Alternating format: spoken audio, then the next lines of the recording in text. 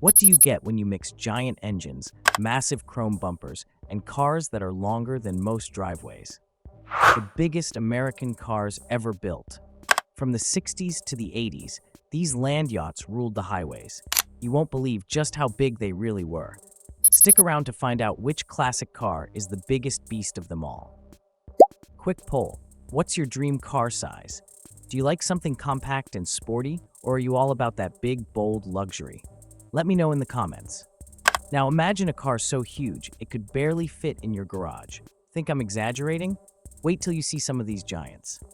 Alright, let's jump in and talk about some of the biggest American classics ever made.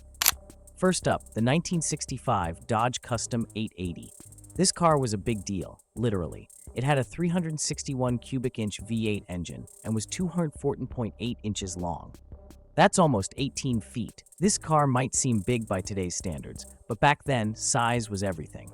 Unfortunately, it didn't last long, but it made a huge impact. Next, let's talk about the 1975 Dodge Charger SE. When most people think of a Charger, they picture a muscle car. But by 1975, this classic had lost some of that muscle. Still, it was a 216-inch car with plush shag carpeting inside. Who knew comfort was a part of muscle cars, right? Now, let's look at the 1970 Ford LTD. This massive car was 216.1 inches long and had a 429 cubic inch V8 engine. The LTD had everything: a fancy front grille, hidden headlights, and a smooth ride. It wasn't just big in size, it was big in style too. Imagine cruising down the road in this monster.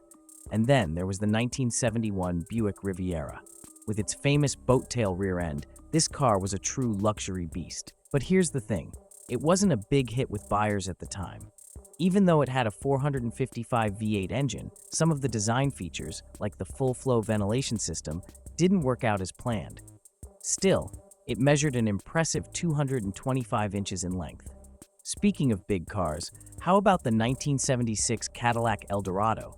This beauty was 224 inches long and weighed in at over 5,000 pounds. It came with all the luxury features: leather seats, climate control, and a massive 500 cubic inch V8 engine. This car was the definition of luxury on wheels. Imagine driving this through the streets feeling like a millionaire. Then there's the 1976 Ford Thunderbird. This car had so much chrome that it probably needed its own cleaning crew. At 225.7 inches, it was hard to miss. Plus, you could add an 8-track tape player for an extra touch of retro class. Did you know these massive cars were called land yachts? They were basically giant ships on the road, powerful and luxurious, with the size to prove it. Some of these cars were bigger than an average living room, with room for comfort and style. Let's move on to another giant, the 1977 Dodge Royal Monaco. This car had hidden headlights, cool, right? Plus luxurious vinyl seats. It was 225.7 inches long and built for comfort and class. If you wanted a car that could fit the whole family and look good doing it, this was the one. And then we have the 1970 Buick Electra 225. Imagine driving a car so long that they named it after its length. And with a 455 V8 engine, it wasn't just big, it was powerful. It was a true rocket on wheels. How cool is that? Here comes the 1972 Lincoln Continental Mark IV. At 228 inches, this car wasn't just big, it was a luxury icon. It came with custom color schemes, gold-plated dashboards, and all the bells and whistles. If you were rolling in a Mark IV, you were driving a car that screamed class and luxury.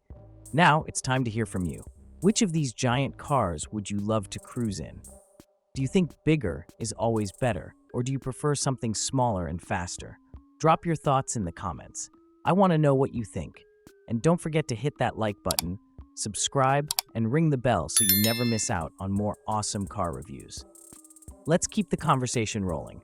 Thanks for watching, and until next time, stay big, stay bold, and keep cruising in style.